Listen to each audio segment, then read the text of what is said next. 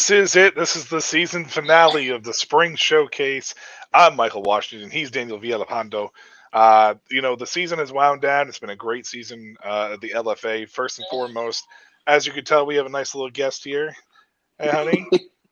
This is Nadia. She's our special guest today. She's our special guest today. She's going to break down the championship matchup with us. Of course. Speaking of which, Daniel, first and foremost, how you doing, my man? Excited to wrap this up, but at the same time, sad to see it happen. Yeah, man. I'm doing great. The family's doing good. Everybody's doing good. Same, man. It's always disheartening when football is about to end. The good thing is football is year round. So, shameless plug, Spring Showcase, Northern Lights. Don't forget. And everything like that. But absolutely, man. I mean, it's bittersweet. It's bittersweet. It's bittersweet for sure. It was a fantastic season. 9 teams, eight-week season. We saw some ups, we saw some downs, we saw some very interesting trends. First and foremost, I want to give a shout out to Aaron Ellis of Galos Negros, the quarterback this past season. He was supposed to be on with us today, could not make it, unfortunately, but I will have an interview with him in a spring showcase of sorts, special edition here in the near future. Kind of break down his season and ask about what his future is going to be. Also, I've already interviewed him once, but I plan on interviewing him again. Linebacker Damian Williams of Reyes. I will interview with him. Follow up from our first interview. He was supposed to be here tonight. Unfortunately, could not make it as well from prior commitments. And we will have an interview again, breaking down his season and what's in store for him here in the future. So, a little preview of what's gonna happen. So, Spring Showcase as a show weekly is going to go away until next season, but we will still have some specials here and there. And Daniel, you are more than welcome to join me, obviously, for those interviews if you can make it. We'll obviously be in touch with that as well. So I just wanted to plug that, and it's a summer showcase, Northern Lights. Summer showcase, that's right. Just wanted. We are hitting the summer. We are we are heading into the summer for sure, as the LFA has broken down, has ended. First and foremost, I want to give a shout out to everybody this season in the LFA for putting it together. We made it through the season. There was some turmoil towards the end of the year, but it sounds like everything has kind of leveled itself out. So that's good news as well. Hopefully nothing too drastic heading into the off season.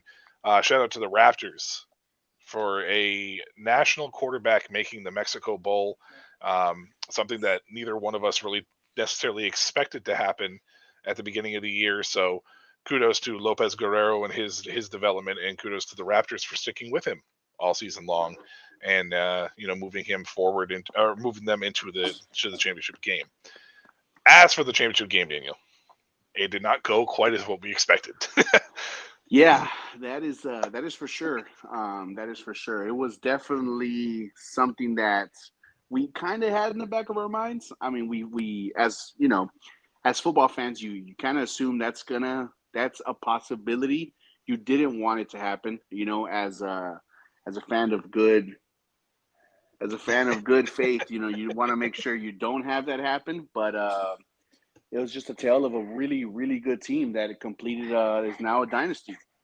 Yeah, and let's face it, the Caladios, they're 22-0 over the course of the last 2 years, including the playoffs. 2 straight victories of that sort. The Mexico Bowl has been it felt like a big time game. Kudos to the LFA for pulling that off as well. As far as the game itself was concerned, the Cadillos didn't really ever give the Raptors a chance straight out of the gate. It really kind of felt like this game was in control for the Cadillos, and they really set themselves apart. As for the Raptors, on the other hand, there were some flashes here and there. They just never seemed to really find their footing, and I think a lot of that was because of the Cadillos' game plan and how they went about it. And they got a brilliant performance from Jeremy Johnson, who ended up being the MVP of the Mexico Bowl. Yeah, brilliant is definitely the best way to say it. I mean, he played lights out. He took care of the ball. I know he threw one interception. I know you could tell as a quarterback you definitely want that one back. But overall wise, he played fantastic. Had highlight plays. Before we go on, speaking of Jeremy Johnson, can the LFA, if anyone's watching, please get themselves a nice MVP trophy? I love it. Absolutely love it. It's awesome. The helmet is a really good It's a really good throwback to an old Mexican design that they used to have. I gotta find what year it is, but it's a nice little tidbit. Nice little tidbit to it's like they're paying homage to an older pro team. I think it was a pro league. I'm not exactly sure, but anyways, please, all right.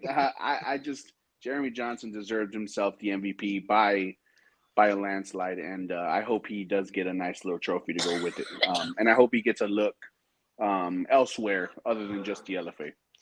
Well, and speaking of that, we've already seen a little bit of LFA translation over to the ELF. We'll wrap up a little bit of what the game was like here in a second for the championship game, but we're already seeing some LFA players make that move over. I want to give a quick shout out to Malik Stanley. He had a sensational year. He ended up leading the league in reception and yardage for the LFA by one reception. It was 46 receptions on the year in an 8 game stint. That's nothing to scoff at. He went for over 600 yards, and he has 7 touchdowns on the year as well. So Malik Stanley put himself together a nice little season there, and I think that just goes to show how the Cadillos have kind of put these team together over the last couple of years with the recruiting and stuff. As far as that is concerned, I agree with you as far as Jeremy Johnson is concerned. I would love to see him elsewhere. Shelton Epler, obviously, as most people who watch the summer showcase or watch the summer showcase overtime, has made the leap from the Fundadores. He is now going over to be with the Vienna Vikings of the ELF in Europe. So kudos to him, and maybe something will open up for Jeremy Johnson because VFR has still not announced a replacement for Jack Mangill. So maybe Jeremy Johnson gets a look now that the season is over. Yeah, and that's something that we've kind of always been harping on, right? We want the leagues that we cover. We want the guys to always find themselves going up, right? Find whether it's another overseas league, even though again, Mexico is our neighboring country. You want them to continue the dream of playing professional football. A it is a very grueling behind the scenes type life for these athletes, and I their dedication on whether it's X, Facebook. I know we kind of follow them, and it's always good. Shelton Epler is a great example of seeing someone that deserves it, someone that's talented, but not just that, a good person get to the next level. And kudos to them, and kudos to these athletes that are actually still doing it, man. And it's awesome to see because I know you've spoken incredibly highly of Shelton Epler, so it's good to see him, get that. I know we as analysts feel, we feel proud of that because that's like those are our guys, man. Those are the guys that we're rooting for. So it's always good to see. Yeah, I am a big Shelton Epler fan. Anybody who sets a record for completion percentages and then breaks his own record the following year with completion percentages is somebody that I look at as a high caliber quarterback. And then on top of that, you also factor in that he had more pass attempts than any other quarterback in the league as well. So um, that's 2 straight years where he's just kind of aired it out and still put up really good numbers across the board. So that's just from a Shelton Epler standpoint. Obviously, Jeremy Johnson, from the standpoint of wrapping up and putting this season on a bow for him, uh, it can't go unstated what he did for this Cadillos team. On top of not only being the most talented team in the league, finding an American import quarterback that can come in and just pick up where the other guy left off or where he picked off last year or whatever it may be. He finished second in the league in passing. He threw for over 2,000 yards.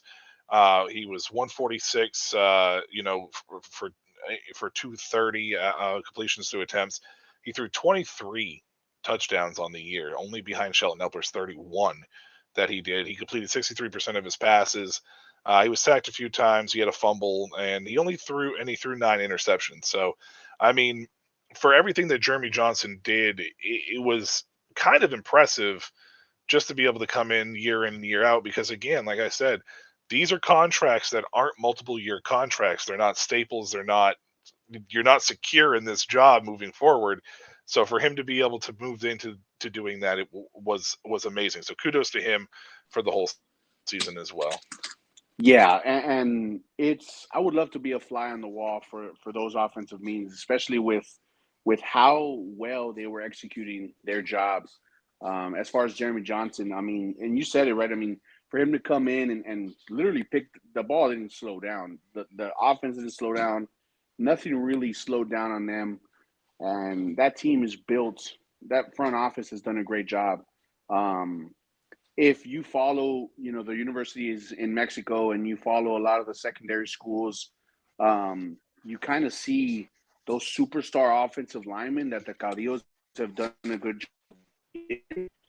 And this championship game showed that. Those tackles did a good job, you know, and it's just evident to see how effective they are, especially as quarterbacks when you're taken care of by your team.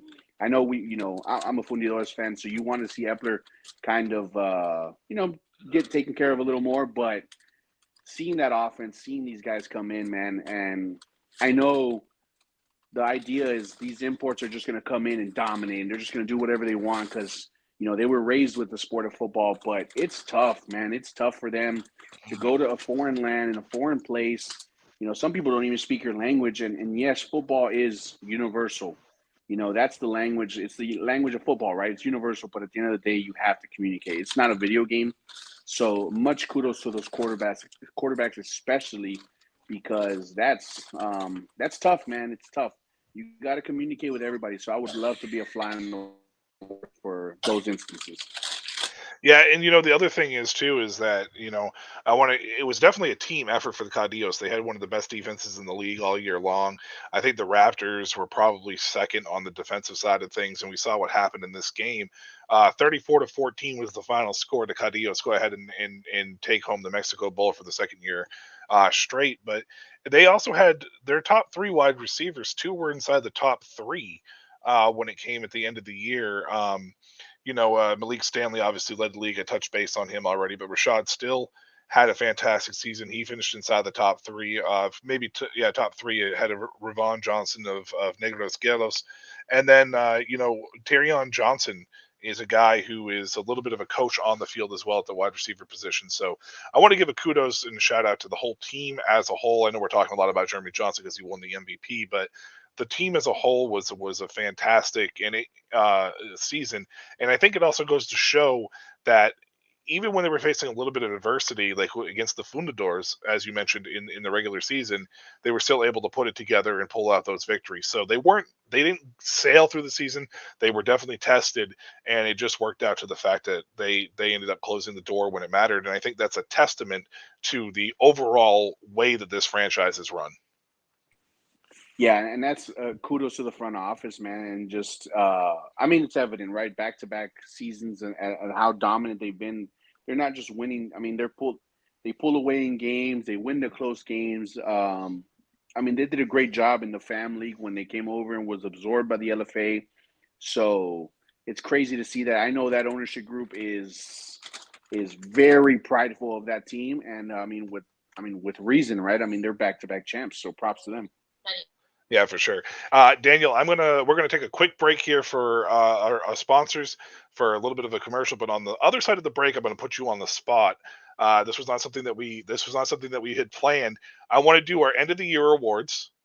MVP, Offensive Player of the Year. If you could think of a Defensive Player of the Year, we can do Defensive Player of the Year. I know that those stats are a little bit tougher to come by, or whatnot. And then I want to do biggest surprise of the year and biggest disappointment of the year as well, just because I feel like that. And we'll go from least important to most important. So just put that in, and then we'll try our best to just give a light preview for the 2025 season.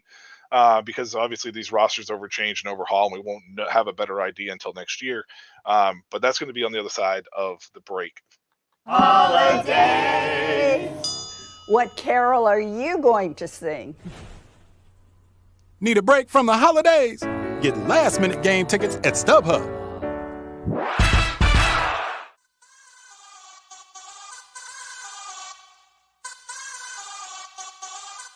This is current. It's the card my parents use to pay me for mowing the lawn, running errands, and doing well in school. This is the card I used when we got the idea to make our own clothes. And we spread the word, drove downtown, and sold everything we made. This is the card I use to do the things that really matter. This is Current. Visit current.com and download the app for free today.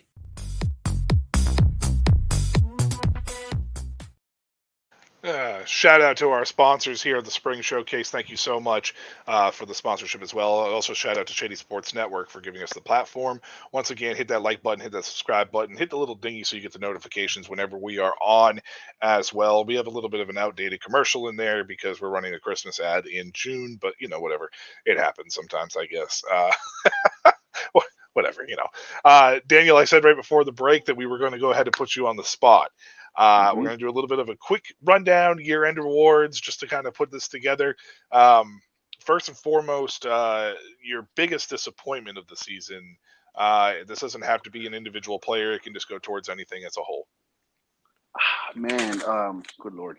I almost broke something because of how disappointed I am. I'm going to unfortunately go with the Fundidores defense. Yeah. I'm going to only go with them because when you have an elite quarterback, and I do want to emphasize the word elite, it's not easy what Sheldon Epler did. And the offense is an air raid offense. There's one thing that you really, really need to step up to, and at the end of the day, both sides are going to bail each other out. But if you can have a high-powered offense with a defense that they don't have to be great, they don't have to be elite. You just have to be good. And unfortunately, they weren't. A lot of times, they did show up in good times. They did do a good job of limiting things, but it felt like every time they were in a shootout, that defense was gonna eventually break. So my biggest disappointment of the year, unfortunately, goes to the Fundidores defense. Yeah, I mean, this was a team that kudos to that offense and Epler and the coaching staff to be able to get into the playoffs, because they were able to get into the playoffs there, which was fantastic. But it's a what could have been season for the Fundadores because of that defense for sure. My biggest disappointment is going to be going to Reyes as a team. It was just a disappointing season overall, and I'm pretty sure that most of those players on Reyes will tell you the same thing. They just never seemed to really get on track with anything that they were trying to do. They kind of ended up being the league's bye week, which was frustrating for a lot of teams, I'm sure. And it was unfortunate to see them by any means. He didn't make the show tonight, but Damian Williams will, I'm sure, also express that it was a rough season for Reyes across the board as a whole. So yeah, that's my biggest disappointment, because this was a team that was on the cusp of looking like a possible championship caliber team not too long ago, and to have the season that they did, they're going to have to go back to the drawing board for 2025. That is for sure. Yep. Daniel, what is your biggest surprise of the season?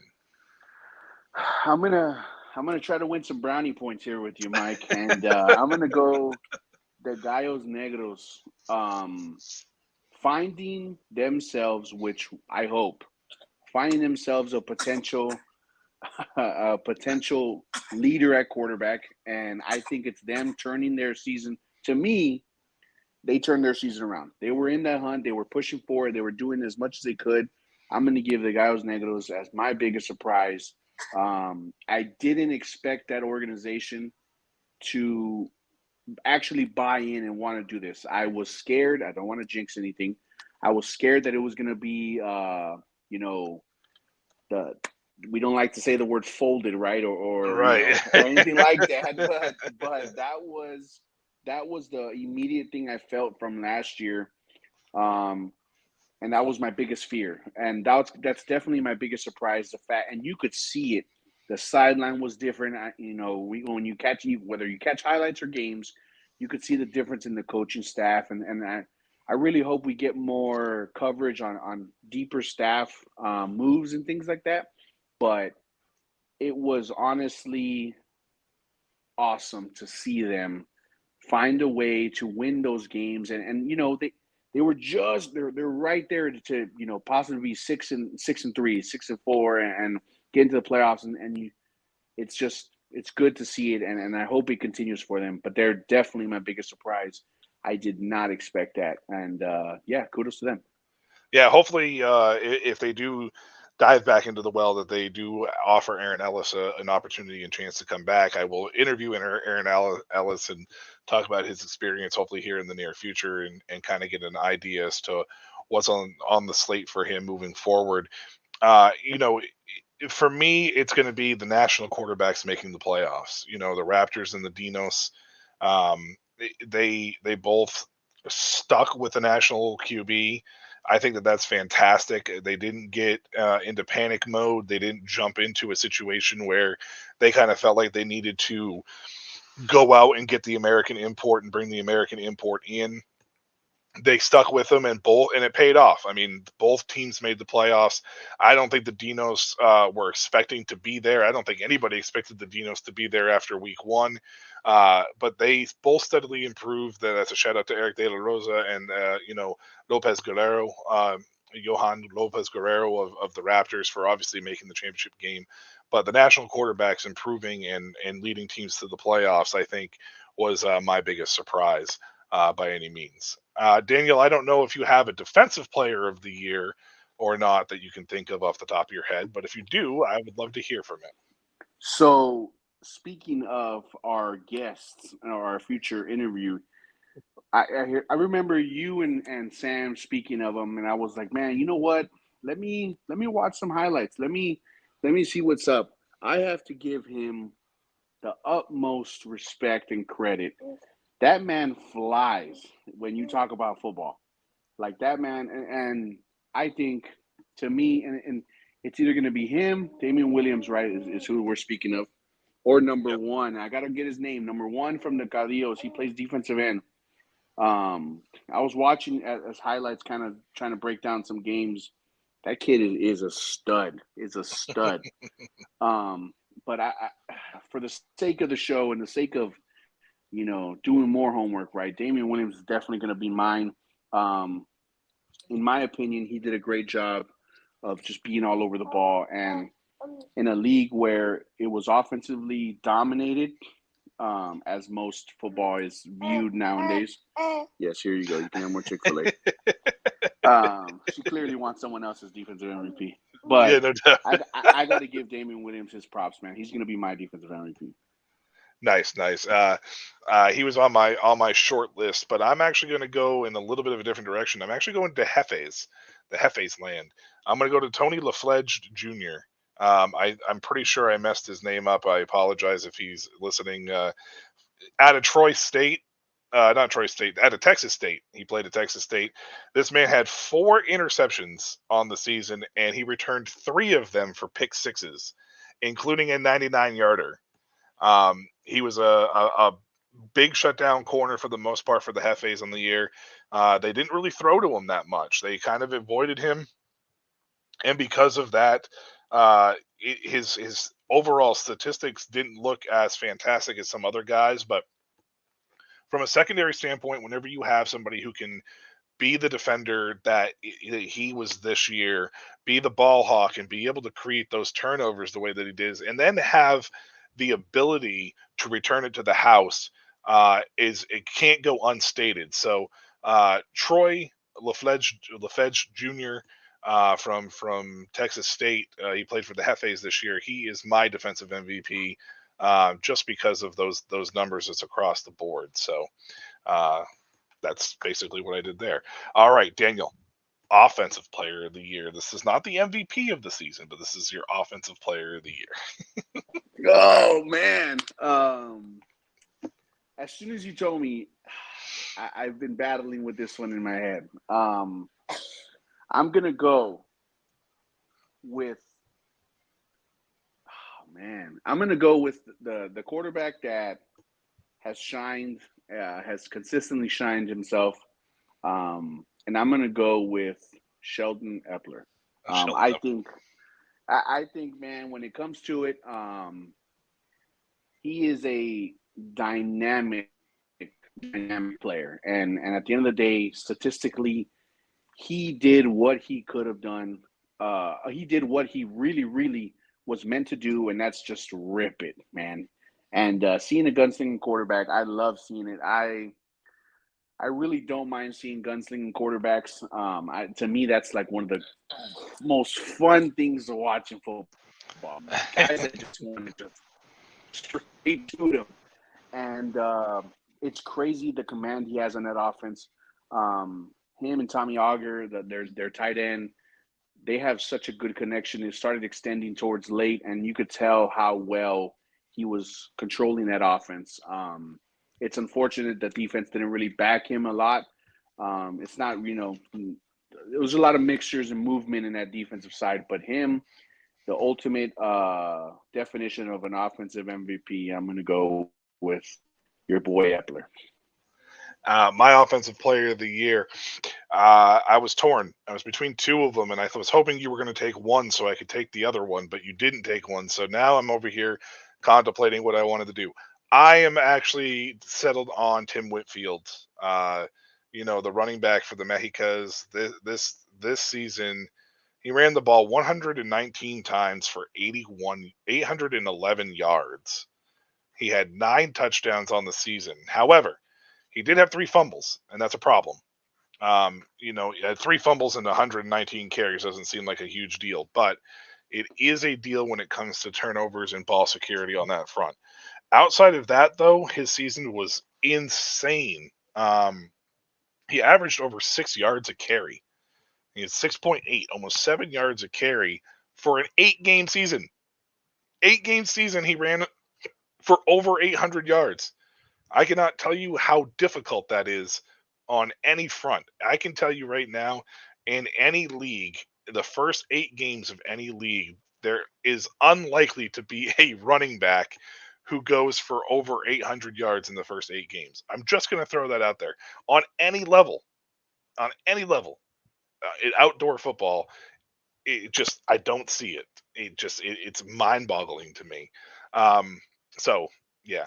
All right, the big one. What's your end of the year MVP of the league? Who are you going to give it to? I'm going to give it to your offensive player of the year. I'm going to go with the true definition of a team's MVP. I was going to leaning towards Epler.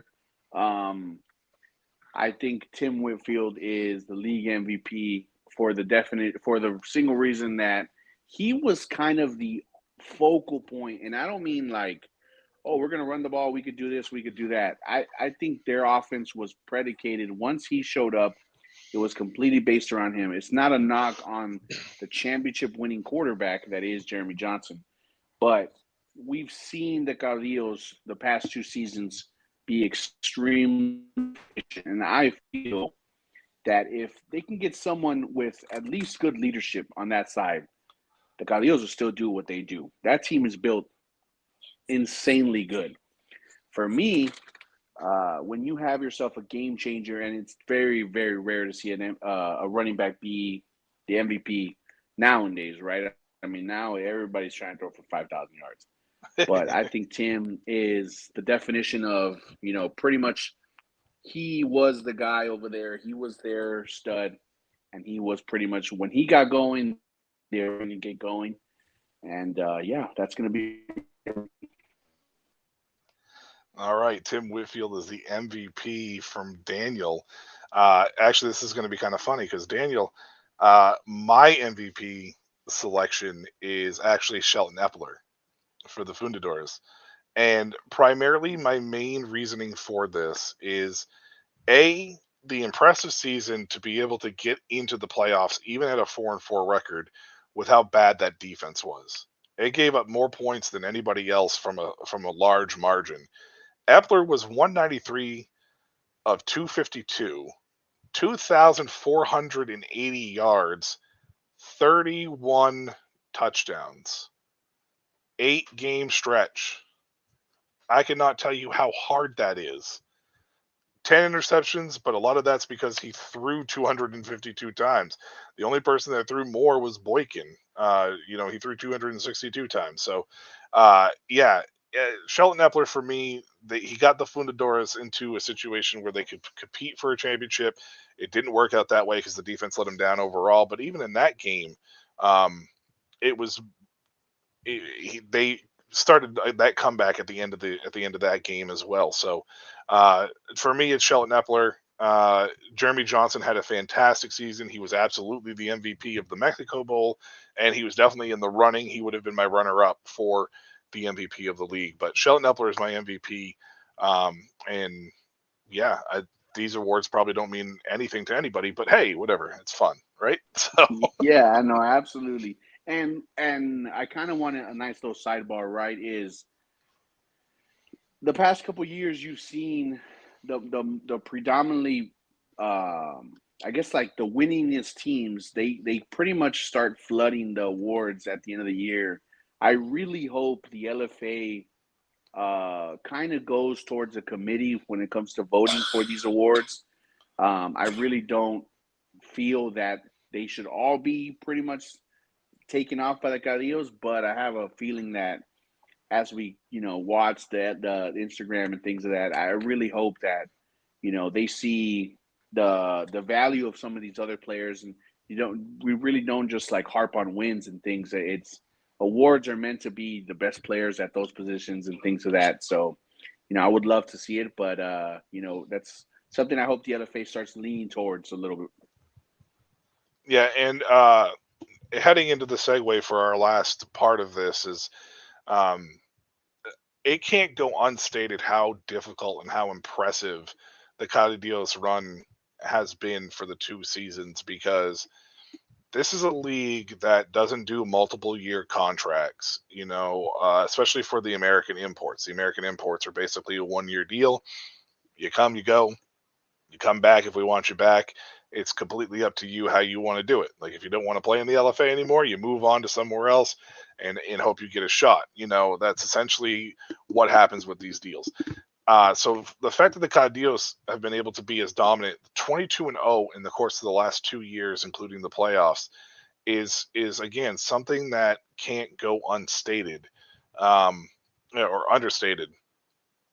With that said, in 2025, Daniel, is there any? And I know this is difficult because again, there's going to be a lot of roster turnover, some coaches turnover, some organizational things that will happen. But is there any bit of a little bit of a preview that we can look into that maybe somebody can knock off the Cadillos next year, assuming somebody comes, a lot of these guys return? The biggest one that stands out to me is the organization that the Raptors has proven time and time again that they can get there, that they can achieve, championship caliber football. They just have to pretty much get over that little hump, right? And you don't want to be the team that is, the Buffalo Bills of the LFA, right? You don't want to get into any situation like that. But I think if the owners of the Raptors, the Fundidores, and in my opinion, the Gallos Negros, for how much they've bought in, and I know that's a shocker, right? The Gallos Negros, but I think if they can surround them with quality pieces, and to me, I'm a chunky guy, Mike. I'm a big boy, and you gotta go get yourself some O-line help. You have to trust that you can build from inside out, and that's always been something that me as a coach and me as a player have really believed. Not one because I play the position, but two, we live the position, right? We understand it, and you can get these studs, you can get these imports, you can get these leaders. If you don't take care of them and you don't get to the quarterback and take care of the quarterback, you're going to be in a pickle. So for me, I think the Raptors can do a great job. They're, besides the fan in me wanting the Fundidores to get it, the Raptors have a great ownership group that believes in that team. And I think if they can help Lopez improve, get him a little healthier, we're going to use the word healthier. I think they can be something that's going to be special. And I really hope that he becomes that franchise leader for them. Lopez Guerrero, I mean, for the Raptors. And I really would love to see Epler come back. I would love to see him get a very higher notice, right? A very higher calling. But yeah, man, I mean, those are my two. If besides the Mexicas, yeah, I think the Raptors, the Fundidores, and the Mexicas actually are a great opportunity. They really gotta help him build. Yeah, for me, a slight preview. I would hope. Honestly, I would like to see an expansion of some sort here in the near future to go from 8 to 10 teams. I know that that's a little bit of a stretch with some of the unfortunate news that's come out with some of the surrounding some of the teams. Maybe not necessarily the league, but some of the teams. Hopefully, a lot of that gets cleaned up. It sounds like a chunk of it has been cleaned up. Um, it's just a matter of whether or not it stays that way. Hopefully, fingers crossed it does. For me, it's just going to be the teams that were at the bottom that missed the playoffs, the Galos Negros, the Jefes, you know, um, the Reyes teams. Will they be able to um, get enough attraction and enough players and interest to be able to come in and hopefully rebound into a season as well? I'm also curious about the Dinos and the Raptors. The Raptors making the championship game may have solidified it for Johan Lopez Guerrero, but will they decide to turn to an A import and think that maybe an A import at the quarterback position would be good enough to put them over the top? Um, I don't know what the reasoning behind going with the national quarterback was for those two organizations. It did pay off. They both ended up in the playoffs, so kudos to them on that front.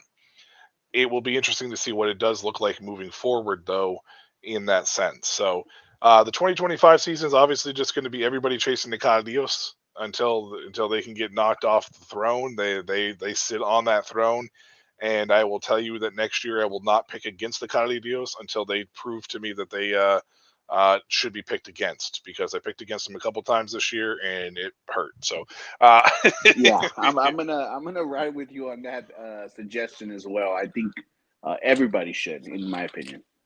if I remember correctly, I think that I picked the Raptors to win the championship too. If I remember correctly off the top of my head, Yeah, um, so we love I picked Cinderella stories. That's what it is. it. We love the I underdogs. do love me a Cinderella story. This is for sure. Yep, I I do. respect it. Uh, all right. Anybody that's listening, thank you so much. Again, this has been a successful season for us here at the LFA.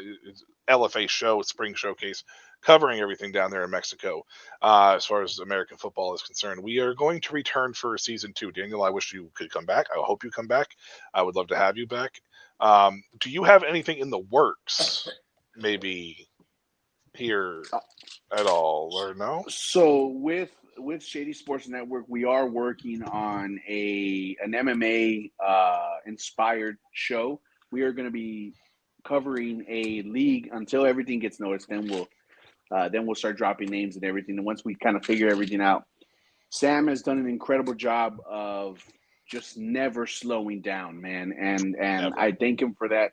And I mean never. Like if anyone's watching, I mean never.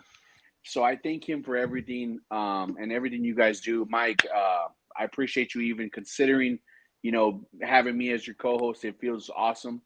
So yeah, we're working on that MMA show. I know we're going to be covering a specific league. We'll tap into a little bit of the higher end MMA things, but primarily we're going to be covering that league, helping them out. And yeah, I mean, other than that, on a more personal level, my little girl is almost going to be a year old. So on July Uh, 4th. oh, nice, So nice, that's the side thing we're ready for and we're excited for. So, but yeah, nice. Nice. yes, Happy sir. happy early birthday to the little one. And Daniel, I thank you so much for being my co-host. I love the flair that you brought to it. And like I said, season 2 is going to be bigger. It's going to be better. We're going to hopefully have some more guests next year for the LFA during in season, so we can have discussions about what's going on currently with the players that are down there as well. Um, we will have a season 2. Daniel, I am so happy you're part of the Shady Sports Network family. You have once again brought an insight to a side of things that I did not expect. This partnership is fantastic, and I know that we're all happy to have you here at Shady Sports Network as well. With that said, appreciate it. With that said, all the fans, again, all the viewers, all season long, let's get a little more interaction, guys. Let's, like we had a few shows where we had some really good interaction. Don't hesitate to make comments, suggestions, anything along those lines. Your predictions next year. We will all discuss it on the shows as far as it is moving forward. But like I said, we have some big guests hopefully lined up next year. Also, pay attention to some of those interviews here at the Spring Showcase special. Special editions will drop as well throughout the course of the summer. As for me, on my hand, I have a very busy summer. I have Summer Showcase. It's on Tuesdays at 8 p.m. Eastern Time. That covers everything that's ELF related. That's more just breakdowns of games and analysis of the games and predictions and whatnot. We have ELF, our Summer Showcase overtime with ELF quarterback Zach Bronkhorst. He is the quarterback currently for the Milano Seamen. That's more breaking down the breaking news and analysis of the news and what it means moving forward. We do predictions as well on that one because predictions are always fun. And then obviously on Wednesday nights, 10:30 p.m. Eastern Time. So it's a little bit later in the night, so you can always catch the replay if you need to. It's Summer Showcase Northern Lights. It covers everything CFL. We'll talk breakdown rosters, breaking news, games and whatnot as well on that front too. Hopefully, we'll have some guests lined up on the CFL side and ELF side as well through the summer. But that's it, Daniel. Until next year, my man. I'm sure we'll talk for sure, but take absolutely. care. Take care. And again, thank you for all the fans out there, all the viewers all season long for making this successful. And we're looking forward to season 2. Till then.